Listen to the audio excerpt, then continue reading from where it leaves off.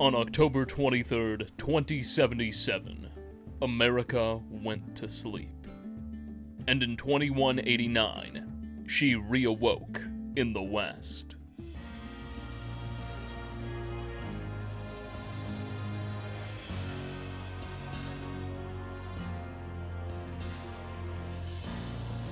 We must always remember that wherever Californians stand, we carry our principles with us.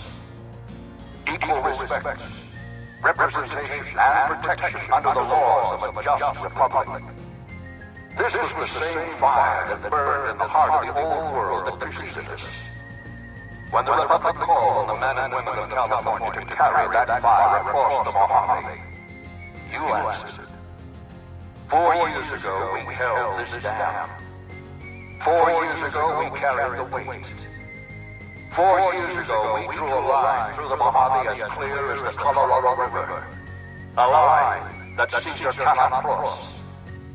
Today, you stand here with our brothers and sisters to hold that line. Today, you honor all Californians by carrying that weight. Today, you are the waves of the Pacific, pushing ever eastward. You are the warriors rising from the Sierra Nevadas, defiant and enduring. You are the great western light of California, torchbearers in the darkness, living reminders of all that is best in our republic. Thank you.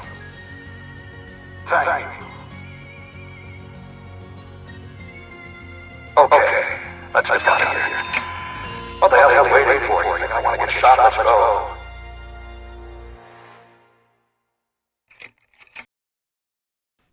The new California Republic was officially born in the year 2189, but its story begins long before then.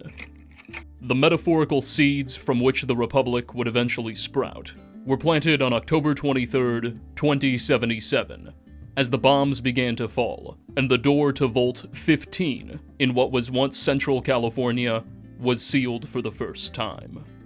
The residents of Vault 15 were handpicked specifically on the basis of their cultural, ethnic, religious, and philosophical diversity. With 15, Vault-Tec had hoped to study how large numbers of extremely divergent people would coexist in such a tight space for such a long duration of time. That was, if they could coexist at all. When the bombs finally came to fall and the door was sealed, an assorted population of Christian evangelicals, South Asian Sikhs, Caribbean Rastafarians, and a whole host of additional diverse populations became each other's neighbors. While few details have survived, in the early years, the diverse residents of 15 fared surprisingly well, and all things considered, it seems to have been one of the more prosperous communities built by Vault-Tec.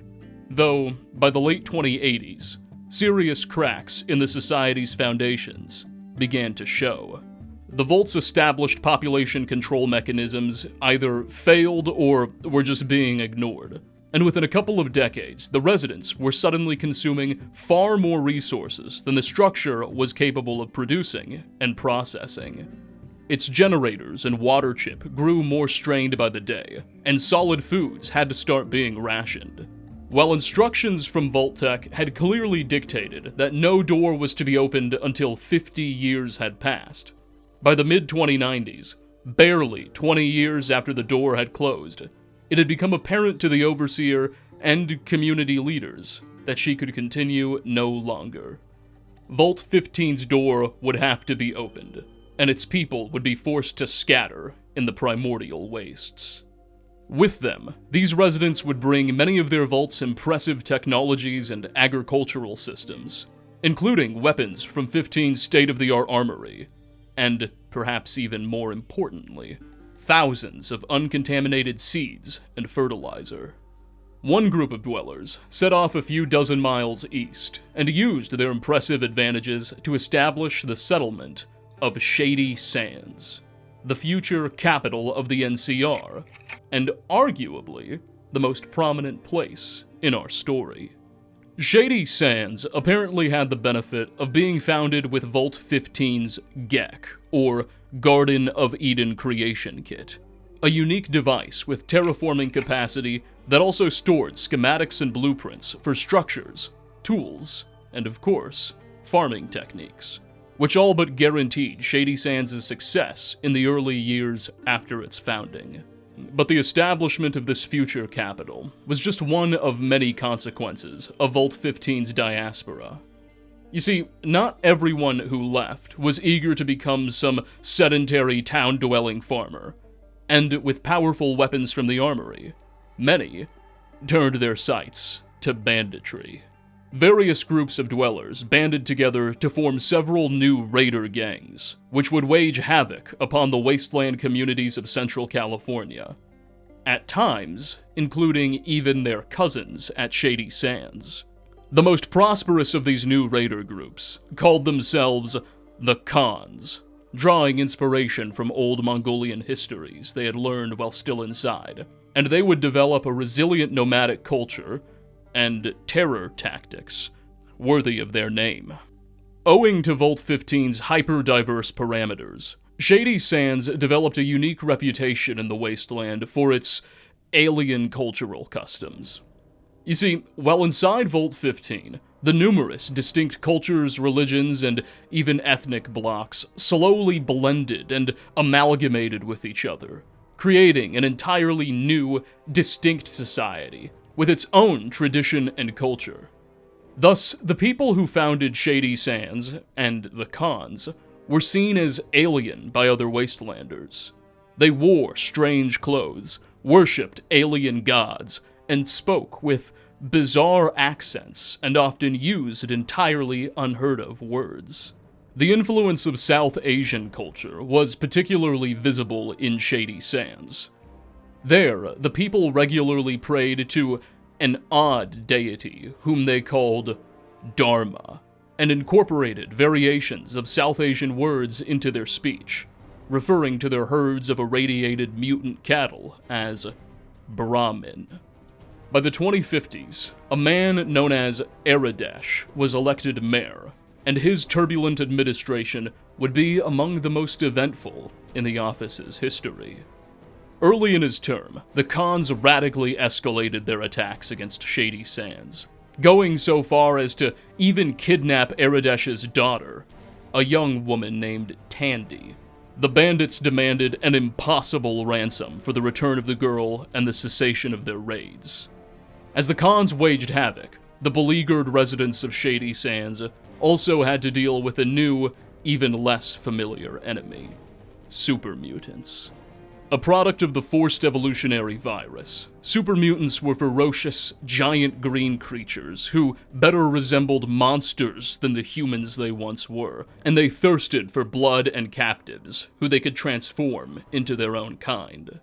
In the late 2050s, a figure referred to as the Master began mustering an army of these creatures from the ruins of the old Mariposa military base, and he planned to use his army to conquer the world in his image, Shady Sands included. Facing these insurmountable problems, Aradesh seemed poised to become Shady Sands' last mayor. That was until Dharma sent his people a messiah. Sometime around 2161, a figure now only known to history by the simple moniker the Vault Dweller appeared in Shady Sands. According to legend, the Dweller saved Aradesh's daughter, nearly destroyed the Khans, and with the help of intelligence provided by the townspeople, went on to slay the Master and decapitate his growing mutant armies. In one fell swoop, this mythical figure relieved Shady Sands from its impending doom, and, if the rumors are to be believed, may have even taught the people much about crop rotation and defense tactics. The identity of the Vault Dweller, and whether or not they even existed at all, remains a topic of much debate by modern historians. But one thing is clear: the 2160s were a time of enormous transformation in Shady Sands. Relieved of their greatest adversaries, The town guard began to professionalize and reinvent itself as more than just a ragtag militia. Under its captain, Seth, a competent man of modest birth, the force began projecting its power from beyond the town walls, launching preemptive attacks on rad scorpion nests and emerging raider gangs. In the early days, these operations were small and local. But as the years ticked on by, these brief forays into the wastes became larger, more coordinated, and were occurring further and further away from Shady Sands itself, as the burgeoning city-state now sought to secure trade routes and defend its caravans. This, in turn, resulted in a flourishing of industry and economic development. Shady Sands found itself becoming a great center of trade, and its population boomed alongside its demand for workers, skilled craftsmen, and professionals. Thanks to their origins in a uniquely diverse vault, the community proved more than capable of assimilating and adapting to its changing population and circumstances. While the town was certainly uniquely advantaged in the years after the defeat of the Khans and the Master, it was not alone in reaping the benefits of peace. Other settlements in Southern California, such as the Hub and Dayglow, mirrored Shady Sands' prosperity and contributed to ever-growing and more crowded trade networks, as this little slice of the wasteland fostered an interconnected and developing economy. As their world was growing and changing for the better, Mayor Aradesh, who was still running the show in Shady Sands in the 2180s, began to wonder if the governments should change along with it. In the year 2186, Aradesh and his allies, especially his daughter Tandi, began campaigning for the formation of a constitutional republic, modeled on the old government system that would unite the thriving cities and settlements of Southern California under a single banner. While in any other period in the post-war era, this would have been an absurd pipe dream, the unusually flourishing circumstances of the times, and Aradesh's newfound prestige as the leader of what may have been the most economically and militaristically sophisticated city in the area, gave this dream the momentum to become a reality. In 2189, riding a wave of popular support, the new California Republic was formally ratified into existence as a federal republic modeled on the old system that had preceded it, with a constitution, a presidency, a Congress and court system, and 5 distinct member states, each with their own governor, legislatures, and identity. Naturally, Shady Sands was chosen as the new nation's capital, and also became the capital for the new state of Shady. To the south, the Hub and its surrounding region formed a new state of the same name. West of that was the state of Maxon, named after the legendary founder of the Brotherhood of Steel, Roger Maxon, whose military order maintained a bunker in the area, and were credited with providing vital security to the people of the region. Notably, while the citizens here honored Roger Maxon by naming their state after him, and technically the Knightly Order maintained bases in the region, the Brotherhood of Steel and her compounds were not admitted to, nor considered under the jurisdiction of this new California Republic, which would later pave the way for future tensions. South of the Hub, what was once Los Angeles became known as the Angel's Boneyard, and hosted numerous settlements and communities within the municipal ruins. The region was given statehood and admitted into the NCR as the State of Los Angeles.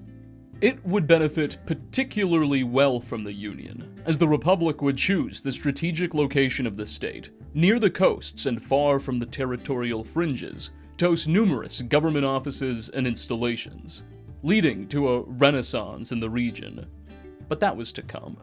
Below Los Angeles, centered in old San Diego, Dayglow was admitted as the 5th founding state of the NCR.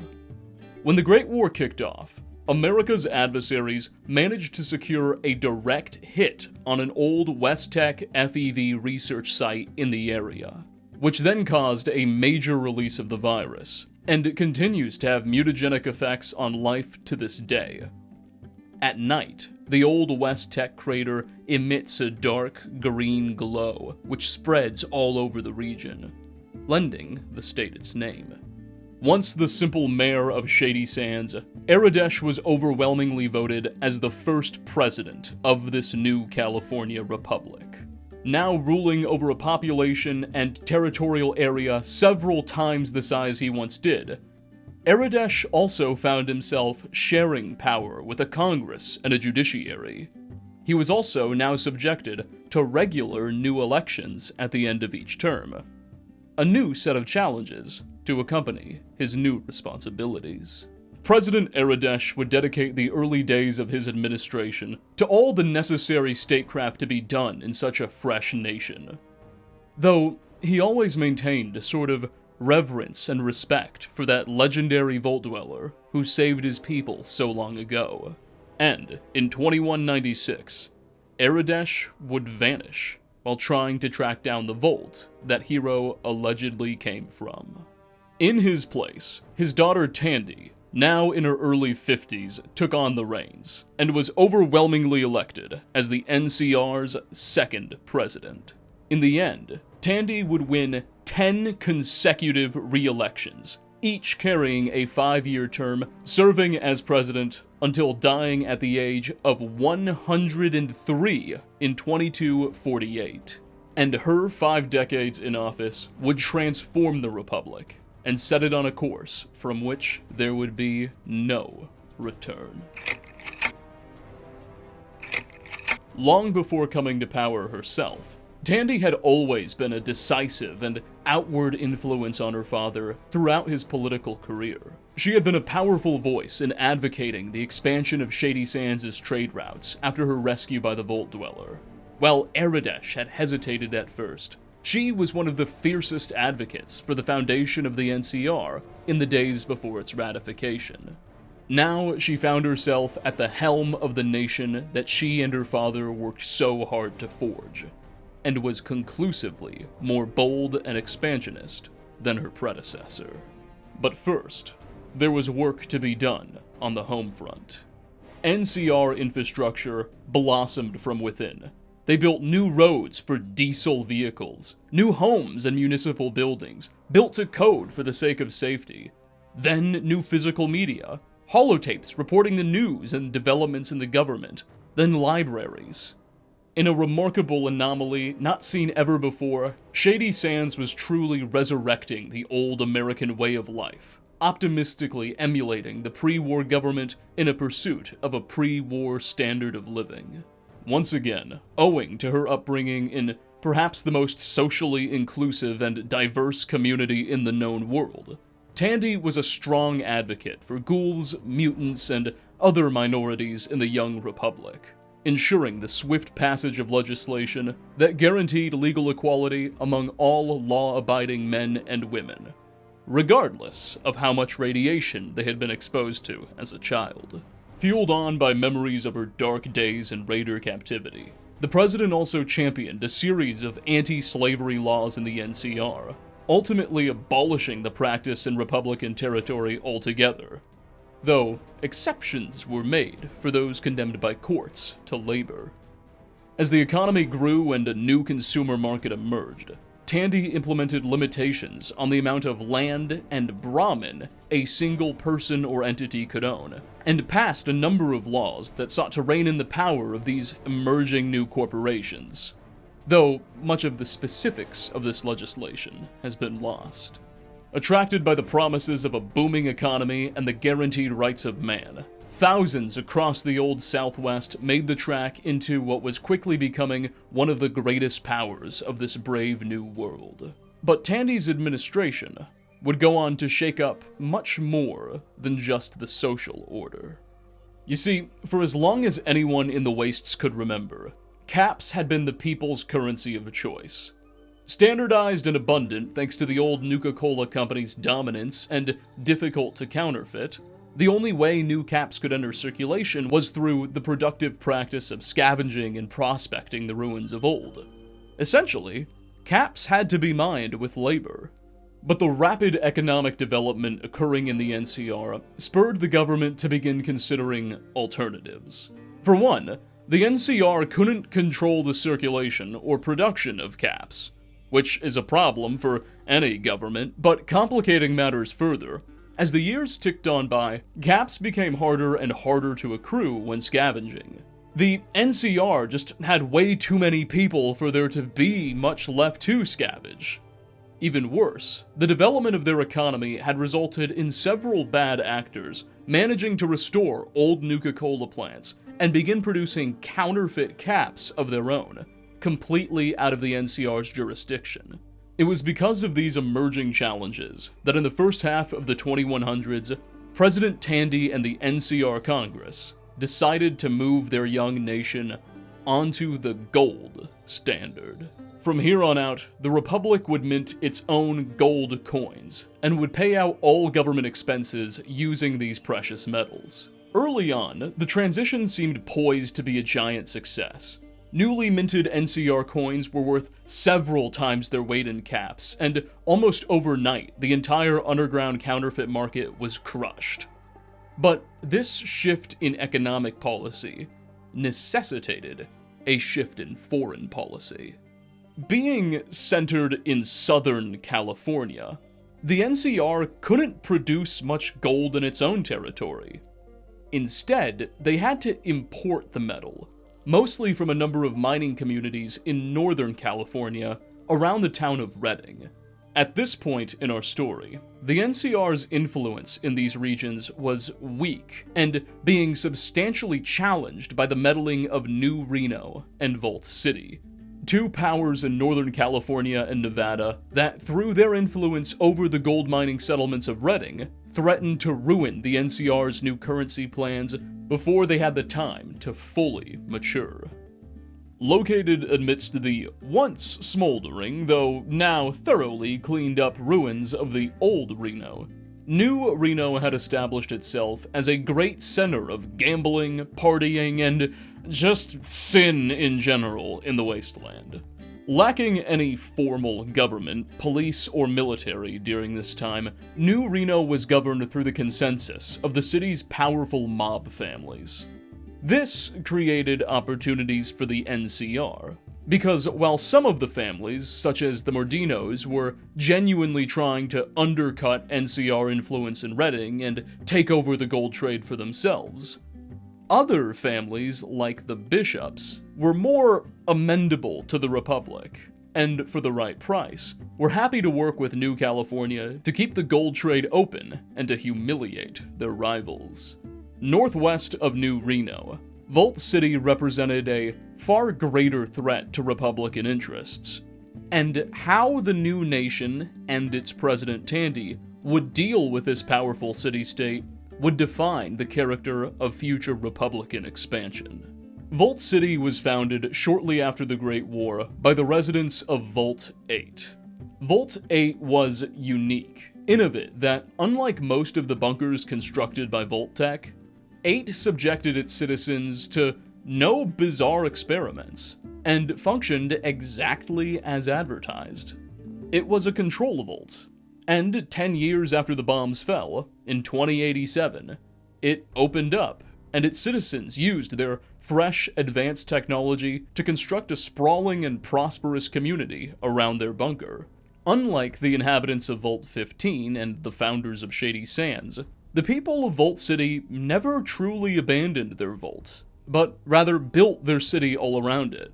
And to this day, their vault remains within the city walls, and is somewhat still functioning, serving a purpose as a medical hub. Their early start in the wasteland, combined with all the wonders of the pre-war world's greatest technology, ensured that by the 2100s, Vault City was among the most successful settlements of the New World. And unfortunately for the NCR's attempts to secure gold routes, arguably the most powerful in Northern California. In a stark contrast to the hyper-diverse assimilationist residents of Shady Sands and later the early NCR, the people of Vault City were insanely unwelcoming and suspicious of outsiders. The only way to become a proper citizen without being born into it was to pass an insanely difficult series of exams that measured a candidate for citizenship's intelligence, perception, and luck. Then, even if an applicant managed to get past these tests that were designed to have a 95% fail rate, they would still need to prove that they had never suffered adverse effects of radiation, and be approved by the town council. Suffice to say, while they tolerated traitors, Vault City discriminated harshly towards outsiders, and was even known to fire on ghouls and mutants on sight. A set of policies that horrified the still liberalizing NCR. Still though, despite their strong ideological differences, President Tandi and her government first sought an understanding with the suspicious and powerful city-state. They proposed an alliance between the Republic, Vault City, and the Bishop family of New Reno, which would ensure that the gold markets remained open, and in fact even promised the opening of new trade routes and even more economic opportunity for everyone involved. Alas, the Vault City Council rejected this proposal outright, refusing to even continue the negotiations and greatly offending the NCR delegation. Desperate to secure access to quality gold imports and enraged by the city's insolence, President Tandi and her government showed something of a dark side. Congress and the President authorized a series of covert payments to New Reno's Bishop family, who then used that money to finance a small mercenary force who began posing as raiders and attacking Vault City caravans, and eventually going so far as to attack the city walls themselves. Amidst these blatant acts of terror, the NCR once again proposed an alliance with Vault City, though now on considerably less favorable terms toward the city-state. If Vault City would just agree to ally with the Republic and accept a garrison of NCR soldiers within its walls, then the Republic would be able to defend and protect the poor city-state from these nasty raiders.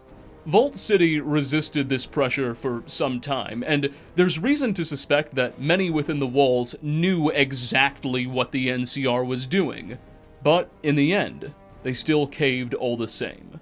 The specifics of what happened next are unclear, but an NCR garrison entered the city, and some sources even suggest that the Republic just annexed Vault City soon after, which seems more likely than the city voting to join the NCR. Having long coveted their holdings, the Republic put an end to their isolationist ways, and according to some histories, dissected much of their advanced tech. With an intact vault finally in their possession, the NCR was able to rediscover some of the triumphs of pre-war engineering lost to their ancestors in the chaos of the nation's infancy. VC had held the outside world in complete contempt, and the feeling was mutual. Their examinations were physically invasive and definitionally dehumanizing. They even kept refugees and prisoners as slaves to the citizenry. The loss of Vault City's independence was celebrated by everyone except its citizens. Ironically, if Vault City had simply taken up the NCR on their original offer, they probably would have been received as an esteemed state in the NCR with a large degree of autonomy, rather than assimilated under the boot. Throughout all of this, a similar old world revenant had been lurking unnoticed, and Tandi would spend her final years confronting this new threat to her people. You see, when the bombs fell, while American civilization may have died, the government did not. A truly apocalyptic prospect. In the final years leading up to the Great War, many high-ranking American government and military officials, as well as prominent businessmen and scientists, came to the conclusion that nuclear war was simply unavoidable. Thus, they moved to form a secret society, dubbed the Enclave, and constructed a series of bunkers and fortresses from which they could retreat to when the bombs finally came, abandoning the nation to its fate, and only after the radiation had cleared, re-emerge from their hidden cells and reclaim the country.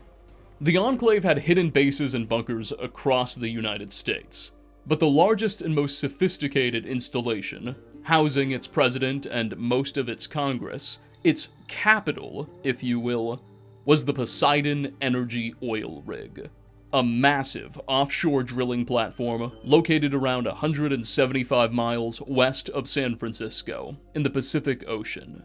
For more than a century and a half, the Enclave had been content to remain quiet and conduct only the most limited operations in the greater wasteland under the cover of darkness.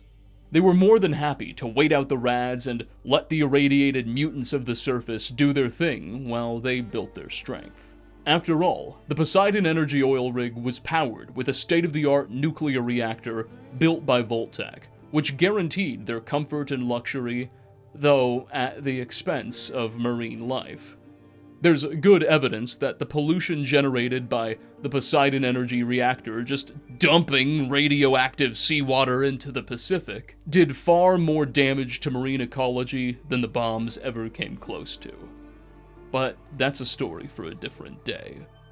Regardless, in the 2230s, the Enclave began to wake from its hibernation, and from their headquarters on the rig, began conducting much less covert operations on the surface, including within the NCR's territory. You see, during its incubation, the Enclave was doing more than remaining idle. They were developing a series of airborne bioweapons, which they planned to release into the atmosphere and be spread across the country through natural jet streams. This virus, the Enclave believed, would wipe out 99% of all human life in the old United States. And from there, their forces would be able to re-emerge and reconquer the country. While the bioagent was almost ready, they needed fresh test subjects to complete their experiments. And thus, in the 2230s, they began conducting sustained vertibird raids across California to capture humans for experimentation. They were especially interested in kidnapping Vault dwellers and those who had grown up with limited radiation exposure. These raids eventually attracted the attention of the young NCR government, whose forces began clashing with Enclave troops in limited skirmishes without fully understanding the enemy they were dealing with. In the end, the Republic, and indeed the entire Wasteland Salvation, came at the hands not of NCR forces, but of a nameless tribal from Arroyo, who managed to sneak onto the Poseidon Energy Oil Rig and destroy it from the inside, sparing the world the horrors of Enclave plans. Histories refer to that hero as the Chosen One, and some legends even go so far as to insist that they were a direct descendant of that ancient Vault dweller who saved Shady Sands from the Khans so long ago. But their ultimate identity has been lost to the record. Following the fall of their capital and wipeout of most of its leadership, what little remained of the Enclave retreated to the town of Navarro on the Northern California border, where they were eventually overrun by NCR forces, who were able to then gain valuable blueprints, schematics, and technology from the Enclave base which could be reverse engineered. Not long after the fall of Navarro, the NCR was building its own fleet of vertibirds, and laser weapons had become much more common. The NCR recovered more than just technology, though. Troops discovered firm evidence of the Enclave's plans for this bioweapon-induced extermination of wastelanders, and the NCR promptly passed harsh legislation declaring any member of the Enclave a war criminal, even those born into it who left as children and those forced to perform menial labor jobs. The government went so far as to offer grants to bounty hunters willing to hunt Enclave who had gone into hiding. The military was dispatched to deal with any reports of Enclave activity. It wasn't long until the faction had all but disappeared from the western wastes, though sporadic arrests of those in hiding or those alleged to be secret Enclave sympathizers would continue for decades to come. A sort of neo-McCarthyism emerged in the halls of the Republic's Congress, as anyone suspected of Enclave sympathies would face grueling investigation, and more often than not, even more grueling punishment. The Battle of Navarro would ultimately be President Tandi's last great victory, as soon after it, she finally succumbed to the effects of old age, dying at 103 years old in 2248. She had ruled the NCR for over 50 years, won 10 successive presidential elections, abolished slavery in the Republic, began the reindustrialization of California, and expanded the NCR's sphere of influence as far north as the edges of the Oregon border. Tandi had easily cemented a legacy as one of the most consequential leaders in American history, and few alive today would deny the strength and benevolence of her leadership. Tandi would be immediately succeeded by her vice president, a woman named Joanna Tibbet. Little is known about Tibbet's career prior to becoming Veep. She seems to have only been one of many vice presidents who had served Tandi throughout the elder woman's decorated career, and may have only been serving for less than 5 years when forced to take the oath of office. While Tandi's hard-fought reputation had earned her a sense of reverence and prestige among the NCR's congressmen, elevating her above much of the political pettiness and mudslinging typical of representatives, and thus had much more leeway to pursue her policies and strategies, Joanna Tibbet enjoyed no such advantages. The central problem that came to define Tibbet's very brief time in office came from the Mojave. For generations, the Mojave had enjoyed a reputation as being a particularly dangerous and difficult place, even by wasteland standards. It had long been home to fearsome tribes and powerful raider clans. Even Shady Sands' old enemies, their Khan cousins, found the Mojave a suitable place for expansion after being driven out of Southern California. For generations, factions in the NCR government had been advocating that something be done about this center of lawlessness so close to their nation's borders. But Tandi had wisely managed to abstain from involving her people in what she knew may very well be an unsolvable quagmire. Her successor, Tibbet, attempted to continue this policy of abstinence from Mojave affairs.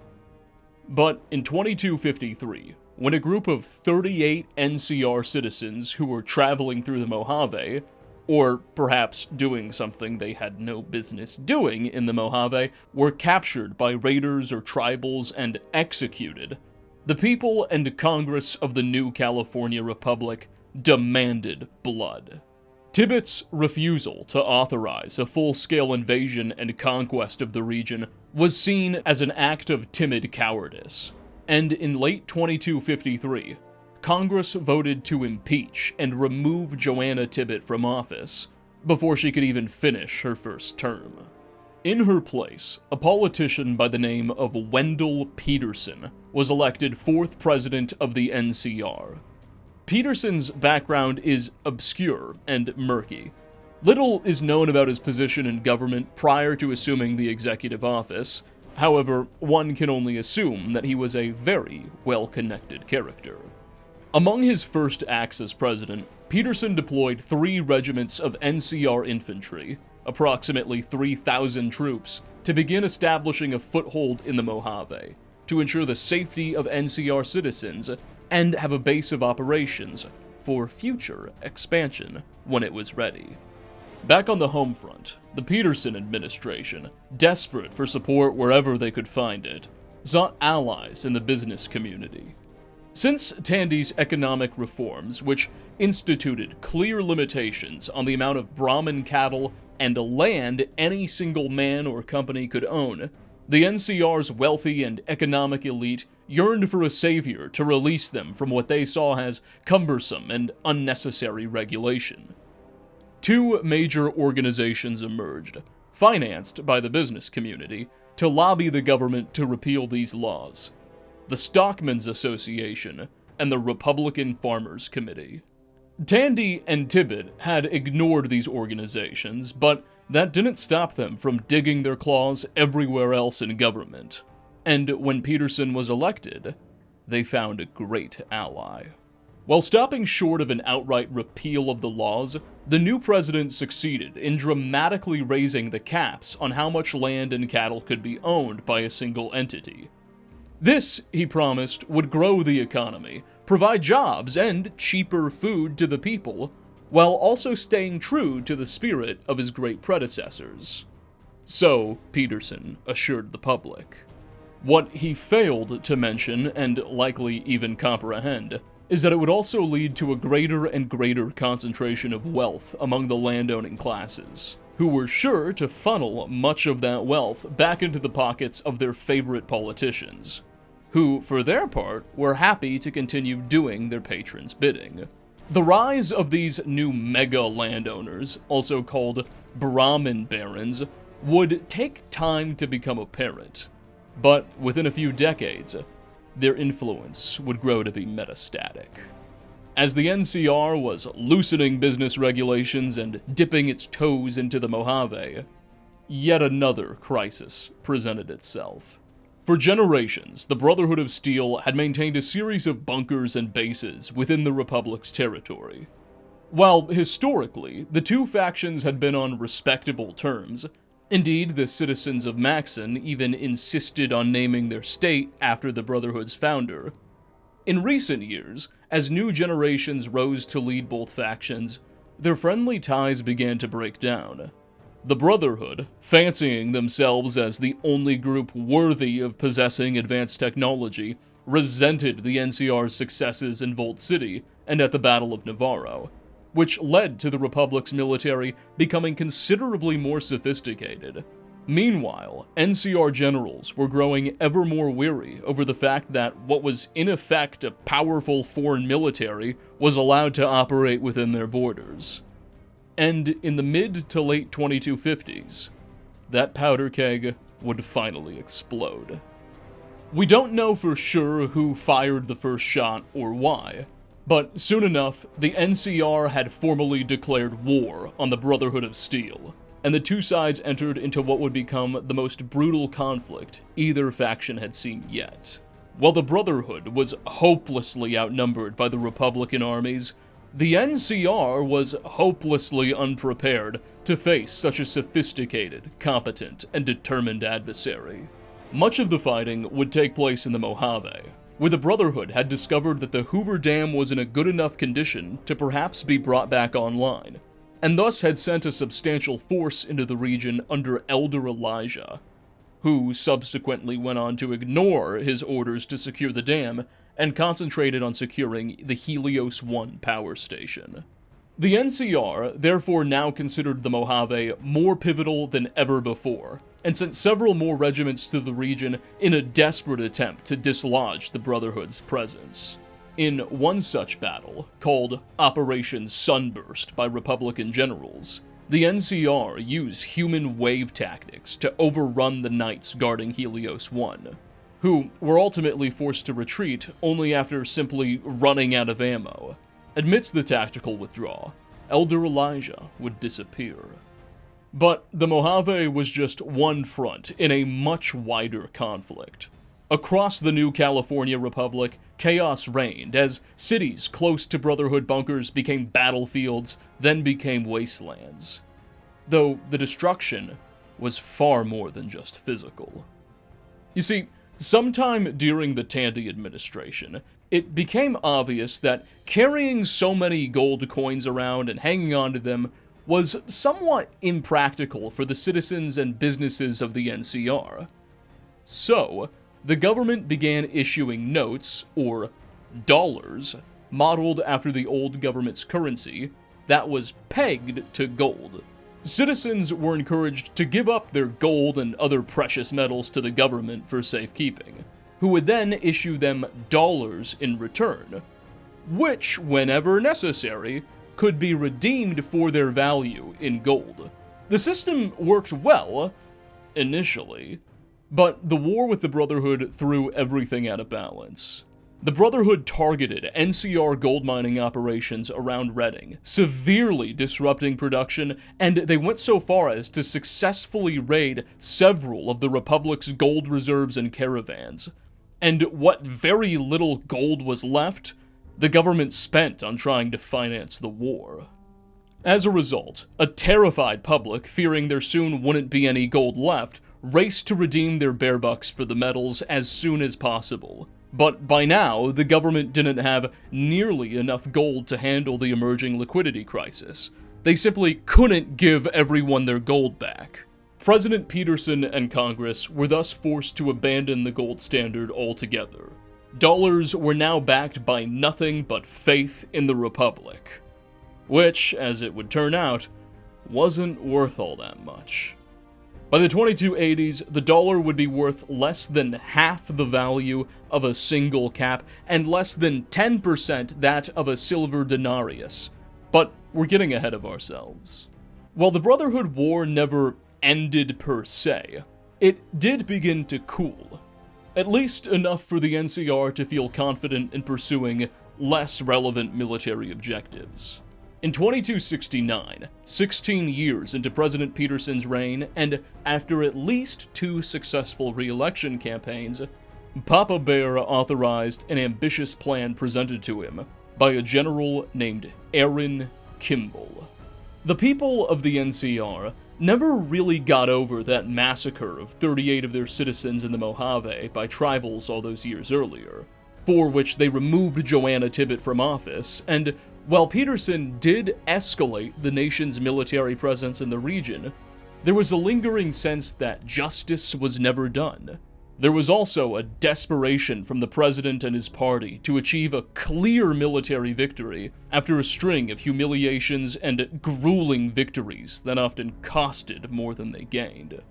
Thus, when General Aaron Kimball presented a planned campaign against tribals in the Mojave, which he promised to be quick, efficient, and cheap, the government enthusiastically agreed to furnish it. Like so much else, specifics on the campaign have been lost to history, but General Kimball appears to have delivered on his promises, and successfully pacified tribals and raider gangs around the Bullhead City area. Kimball was awarded with the status of a national hero back home, and while he was still riding high on this great victory, the general made the clever decision to trade in his fatigues for a shiny new suit, retiring from the military to pursue a career in politics.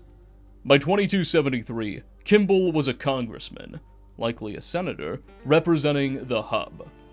As all these events were unfolding, as the new California Republic was falling headfirst into economic catastrophe, political corruption, and a ruinous war with the Brotherhood, with only a single campaign against some tribals near the Mojave to show for a decisive victory, bigger events were unfolding beyond its borders. East of the Colorado River, an utterly deranged but strategically brilliant man calling himself Kaiser, son of Mars, had united dozens of once warring tribes and raider gangs under his banner of the Bull, building a massive army and empire, which he called Kaiser's Legion. Despite his impressive honorifics and appeals to divinity, the Caesar of the East was actually born in the Los Angeles Boneyard, named Edward Sallow. Sallow spent his youth working with a charitable order called the Followers of the Apocalypse, which enjoyed some significant currency in the NCR. Sometime in the mid-2200s, the Followers of the Apocalypse sent the 20-something Edward Sallow east, assigning him to study the languages of various tribes. Early in his journey, the young man found 6 volumes of Edward Gibbon's The Decline and Fall of the Roman Empire, as well as a copy of Julius Caesar's Commentarii de Bello Gallico, the Roman politician turned general turned dictator's first-hand memoirs of his conquest of Gaul. Sallow would be consumed by a respect for and profound desire to resurrect this strange empire his books told him about. And while he was captured by tribals shortly after, following the silver tongue of Julius Caesar, he was actually able to convince his captors not only to free him of his chains, but to follow him in battle against the tribe's enemies. Mr. Sallow then proved himself as a skilled tactician and battle commander, successfully defeating and then forcibly assimilating several tribes in old Arizona and New Mexico in just a handful of years. Once again, using his vague understanding of Roman history as a blueprint, Salo impressed his defeated enemies into his growing army, forcibly stripping the conquered tribes of their cultures and customs and turning them into nothing more than his legionnaires. Soon, when he felt confident enough to do so, Salo declared himself Caesar and promised to bring all of the old world, especially the NCR, under his banner. Where the Republic administers carefully considered justice through a constitutional court system, the Imperator of Rome's resurrected corpse considers himself the only judge necessary, and no punishment to be too cruel or unusual. Throughout Caesar's holdings, major roadways and trade routes are lined with the bodies of suspected raiders, rebels, and anyone else accused of disturbing his sacred Pax Romana. Where the NCR sees slavery as a blight on mankind and vigorously opposes the practice wherever it's found, the Legion sees it as a valuable economic engine and is known to start wars for the sole purpose of enslaving laborers. By the early 2270s, NCR troops deployed in the Mojave, ostensibly there to fight the Brotherhood and pacify the region, began reporting skirmishes with strange men in red cloaks as legionary scouts and raiding parties made their first forays into the desert. As Caesar's shadow loomed over the Mojave, the Republic found a valuable ally in the Desert Rangers. For generations, perhaps since the bombs first fell, the deserts of old Arizona and New Mexico had been under patrol by a decentralized organization of survivalists and vigilantes, known as the Desert Rangers.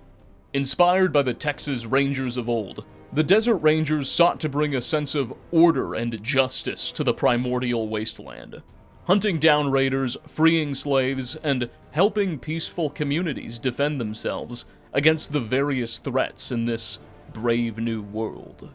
They had become a staple of the Southwest and earned a beloved reputation amongst all they served as some of the only true heroes in a wasteland filled to the brim with villains. But with the rise of Caesar, the Rangers finally met their match. Opposing him from the beginning on the basis of his known cruelty and promotion of slavery, the Rangers had done all they could to stem the red tide, but it wasn't enough. Caesar's men were too numerous, his resources inexhaustible. Slowly but surely, it was the Rangers who were pushed out of their old stomping grounds. By 2270, what was left of the organization had been driven across the Colorado River to the edges of the Mojave Desert, where they seemed to be on their last legs. In a final bid to keep Caesar back, they called on the new California Republic for aid. The Desert Rangers had always valued their independence and were well aware of the young nation's economic turmoil and growing political corruption. But the Republic still shared their opposition to Caesar's twisted ideas and were already engaging in skirmishes with the Legion. Thus, the following year, in 2271, the Ranger Unification Treaty was signed. The Desert Rangers would formally relinquish their independence and enter the NCR military command structure, though retain their autonomy as independent units, and in exchange, the Republic formally committed itself to defending the Mojave from Caesar's clutches, sending even more men and resources to the region. As tensions escalated in the Mojave, back in Shady Sands, the Wendell Peterson administration's luck, which had kept it in office for over 20 years, finally began to run out, as the economic crisis and still ongoing war with the Brotherhood drove public opinion and his support in Congress to a breaking point. Sensing an opportunity, the popular war hero turned congressman, Aaron Kimball, who himself had only been in office for a few months, turned on the president and spearheaded an effort in the halls of Congress to have Peterson impeached, offering himself as the potential replacement. Kimball insisted that only a talented military man like himself could bring the Brotherhood War to an end and succeed in truly pacifying, and perhaps even annexing, the Mojave. Hard times demanded strong men, and he, not Peterson, was the guy for the job. However sincere his arguments were, they proved effective, and by June of 2273, Wendell Peterson had been removed from office by an act of Congress, with Aaron Kimball being sworn in as the 5th president of the new California Republic. Alas, just like his predecessor, President Kimball got the ball rolling in his new administration by rewarding and alleviating the fears of the business community. He completely repealed the already loosened regulations on land and cattle ownership, cut social spending, and granted lucrative contracts to his supporters. To make the nation more technologically competitive with the Brotherhood and support business, Kimball created the Office for Science and Industry, which would become one of the most advanced institutions in the wasteland. Kimball and his government would continue tinkering with the economy to little avail. Recovery was incremental, if present at all, and the new president was too inexperienced in government to successfully execute many of his legislative and financial priorities. With an election coming up in 2278, Kimball began to fear for his prospects. But then, metaphorical dynamite went off in the Mojave. While exploring the Hoover Dam, the bridge across the Colorado River and the largest hydroelectric power generator in the American Southwest, NCR scouts realized that the dam could be brought back online, and in theory, meet the power needs for much of the Republic. If the dam could be secured, restored, and connected to the national grid, it would be a huge boon to a fledgling economy that desperately needed it, and thus a boon to Kimball's re-election prospects. Thus, the Mojave, already a place the NCR was deeply entangled with, became more relevant than ever before. But the desert had one last surprise in store for the beleaguered Republican government. Robert House was about to spur into action. Originally born in Las Vegas before the Great War in 2020, Robert House was a pioneer in business and science, building the legendary company RobCo, which would dominate the consumer and government robotics market as early as the late 2040s. By the time he turned 30, Mr. House was already the richest man in the world, and that fortune would continue to exponentially grow throughout his life.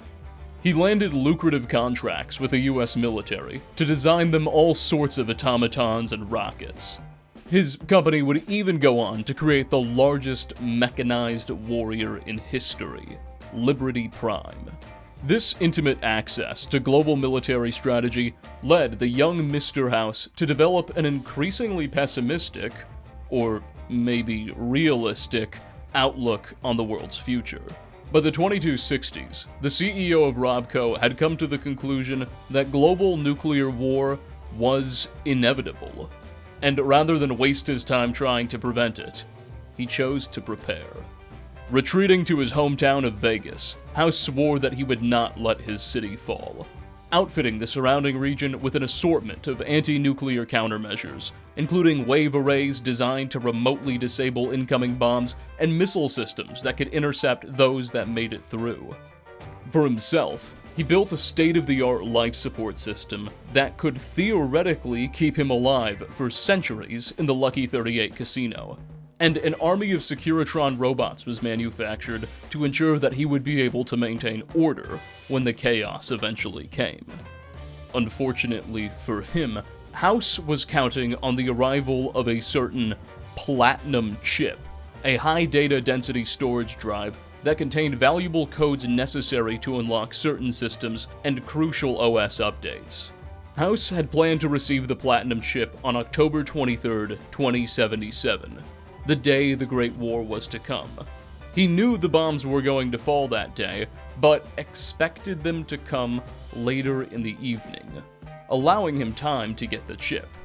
His calculations were off by just a few hours, and the Great War came shortly after sunrise, preventing a successful delivery and leaving the device lost in the wasteland.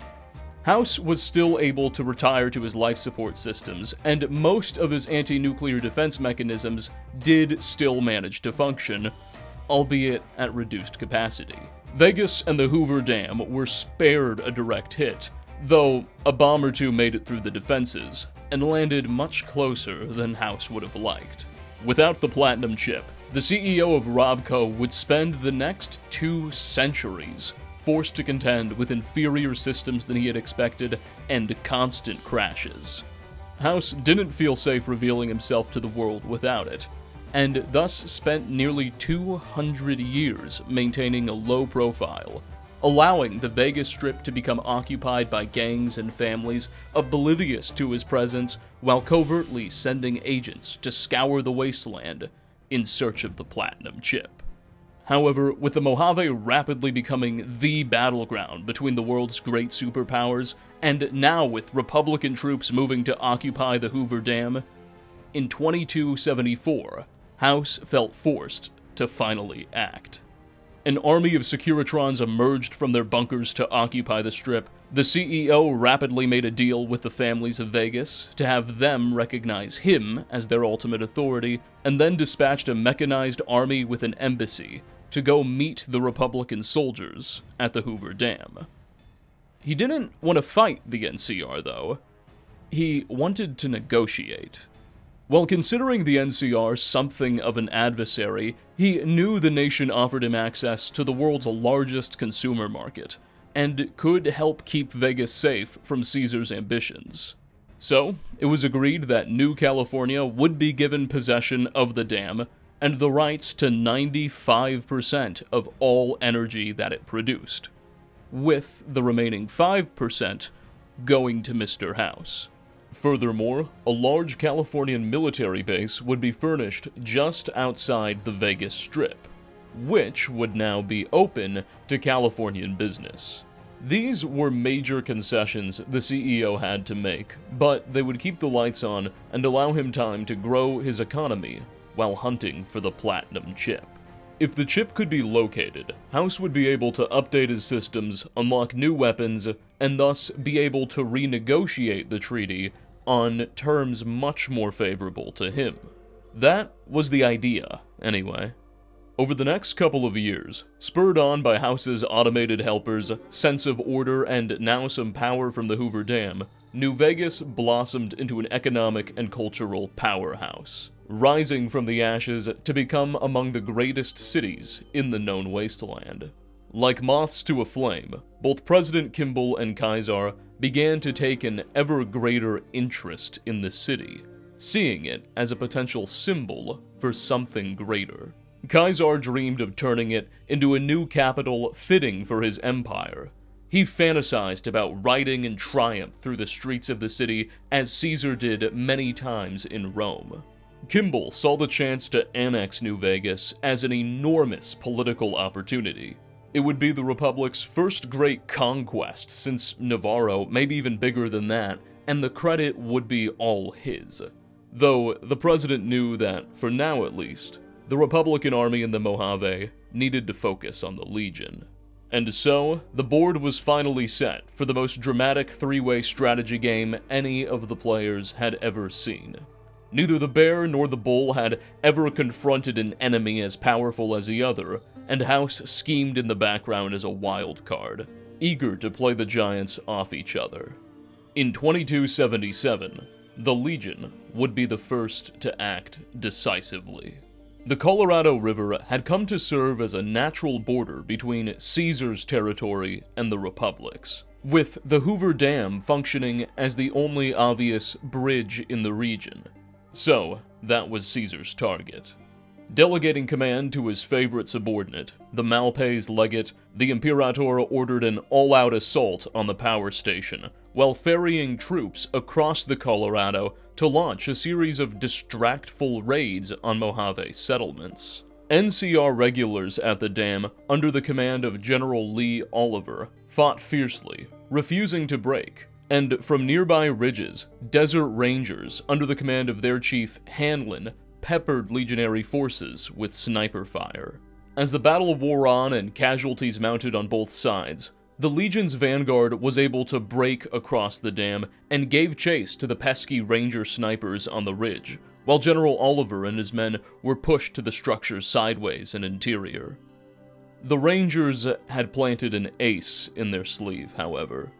In the hours before the battle, they had figured out what the Legion was about to do, and rigged the nearby town of Boulder City with several megatons of explosives after evacuating its civilian population. After the Legionnaires broke through during the battle, the Rangers lured them through the town and then turned the key on their triggers, destroying the entire city and entire legionary vanguard in a fiery hailstorm. With the cream of Caesar's army dead, the Rangers swung back around and counterattacked, while General Oliver's force found its footing, and together the NCR drove what remained of the attackers screaming back across the Colorado River. The first battle of the Hoover Dam was over, and while shaken to its core, the new California Republic had won. For the first time, Caesar had been denied a victory, and despite a shaky few years, the Army's great success here played a major role in propelling President Kimball to a narrow re-election that same year. But the war was far from over. Following their victory, NCR forces were able to press their advantage and occupy a number of encampments and outposts on the eastern banks of the Colorado River, seizing a small amount of legionary territory in the process. Caesar and his forces, for their part, withdrew to their interior provinces to regroup and lick their wounds. It took time for the sting of defeat to wear off on the Imperator. He had his favorite commander, the Malpais legate, executed for his failure, and replaced with a promising centurion, the now legate Linnaeus. After spending a couple of seasons rebuilding his army's strength, Caesar dispatched his new legate and much of the legion on a series of eastern campaigns that would last nearly 3 years until 2280. The exact details of these campaigns are sparse. Kaiser's men seem to have made a habit of destroying records and leaving few witnesses. But Linnaeus succeeded in his mission and seems to have proven a competent commander, bringing much of Colorado and Utah under the banner of the Bull. New Canaan, a thriving Mormon city on the banks of the Great Salt Lake, known as one of the great trade centers of the wasteland, was subjected to a particularly brutal sack by Linnaeus's troops, who were sure to torch the city afterwards. Supposedly, this atrocity was in response to rumors that the disgraced Malpais legate survived his execution and fled there. But historians remain divided. As Caesar's empire regained its strength and made fresh conquests, the position of the NCR only deteriorated from 2277 to 2280. While the power and fresh water of the Hoover Dam had provided something of a boon to the Republic's fledgling economy, Kimball utterly failed to arrest the economic crisis. And while his repeal of land and cattle ownership limitations may have provided some short-term relief, the Brahmin barons were thereafter able to establish monopolies on food production, which they then deliberately cut in order to drive up prices. A people who were once industrious entrepreneurs, scavengers, and adventurers have been reduced to mere land tillers for the Brahmin baron, forced to choose between that and starvation. Compounding the situation even further, the Office of Science and Industry now predicts that by the early 2090s, famine will overtake the nation, as food and water production are expected to fail in accommodating the bear's growing population. A grim reality that the government is desperate to hide. Impotent to salvage his nation's economy, President Kimball continued to tie the future of his political career to the Mojave. A decisive victory against Caesar or formal annexation of New Vegas, he figured, were his best chance at remaining in office, and thus his highest priority. But circumstances in the desert mirrored the deteriorating situation back home. The Khans, old cousins and rivals to the people of Shady Sands, had since been pushed into the desert, and a series of back-and-forth raids and atrocities committed between them and the Republican Army has forced General Lee Oliver to spread his forces much thinner than he would like, and an inmate uprising at a local correctional facility in 2280 has greatly upset access to Interstate 15, the Mojave's chief supply and trade route, rendering local forces under-equipped and reinforcements slow to arrive. By 2281, nearly 4 years after the First Battle of the Hoover Dam, the Legion returned in force, reversing NCR gains on the eastern banks of the Colorado and establishing camps just miles from the dam itself, clearly signaling their plans for a rematch. Frumentarii, Caesar's elite spies and special forces, have infiltrated the Mojave itself, establishing a beachhead on the western side of the Colorado River at Cottonwood Cove, and have begun harassing the few caravans able to make it into the region and raiding several settlements, inspiring terror in the region's inhabitants and greatly demoralizing Californian troops. Internal bickering has paralyzed the NCR's command structure. General Oliver resents that the Rangers under Chief Hanlon received more credit than he and his men for the victory at the Hoover Dam, and has since worked hard to undermine Rangers' operation in the area, further weakening cohesion at a moment where it's never been more important.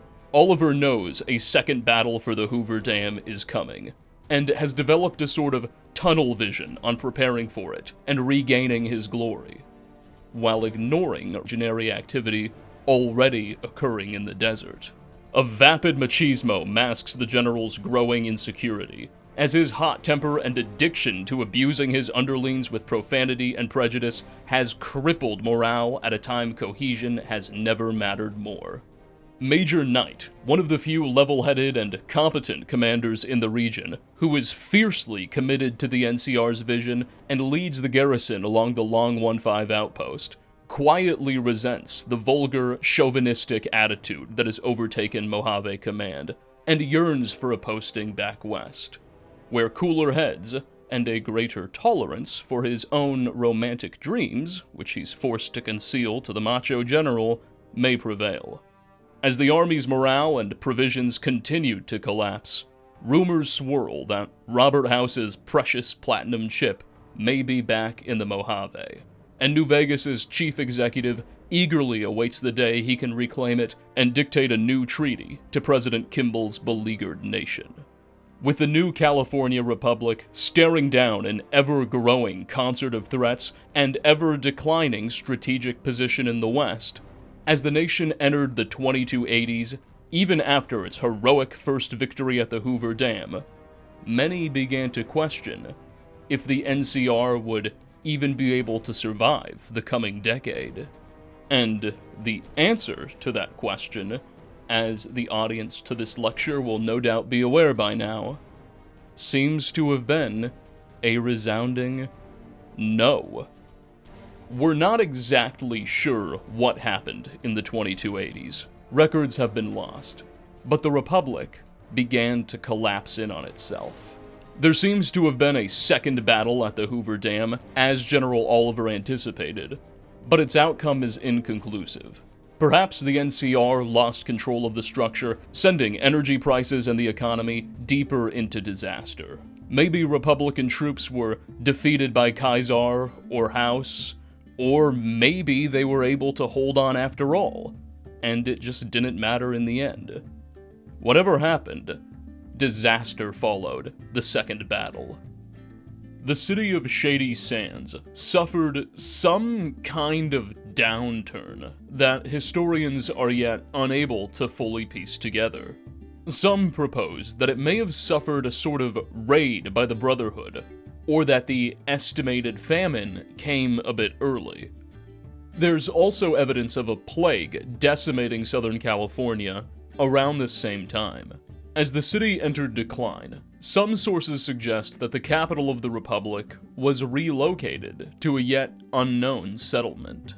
Still, despite its misfortunes, Shady Sands seems to have remained a prominent community within the Republic until the early 2280s, when it was suddenly and suspiciously destroyed in some kind of nuclear incident.